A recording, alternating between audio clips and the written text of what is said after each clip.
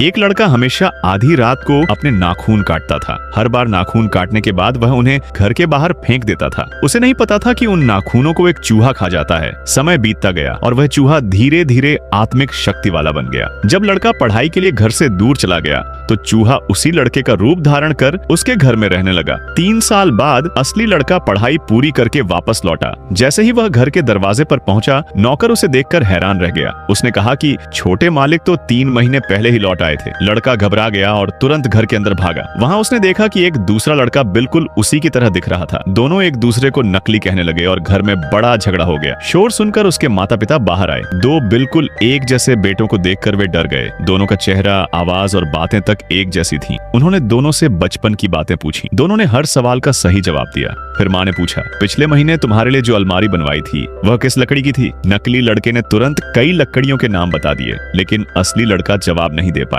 क्योंकि वह 3 साल से घर से दूर था। पिता को लगा कि वही नकली है। उन्होंने नौकरों को उसे घर से बाहर निकालने का आदेश दे दिया। बेचारा लड़का दुखी होकर भटकता हुआ एक पहाड़ी के किनारे पहुंच गया। निराश होकर वह नीचे कूदने ही वाला था कि एक बूढ़े साधु ने उसे बचा लिया। साधु ने कहा, तुम्हारे फेंके हुए नाखूनों को एक चूहे ने खा लिया था, इसलिए वह तुम्हारा रूप ले सका। लड़के को समझ आ गया कि साधु सब जानता है। उसने मदद मांगी। साधु ने अपने थैले से एक खास बिल्ली निकाली और कहा, इसे घर ले जाओ, सच सामने आ जाएगा। लड़का बिल्ली को लेकर घर पहुंचा। जैसे ही नकली लड़के ने बिल्ली को देखा, उसका चेहरा डर से पीला पड़ गया। बिल्ली जोर से उसकी तरफ दौड़ी। नकली लड़का डर कर भागने लगा। भागते भागते उसका शरीर छोटा होने लगा। आखिर में वह फिर से अपने असली रूप में बदल गया, एक बड़ा मोटा चूहा।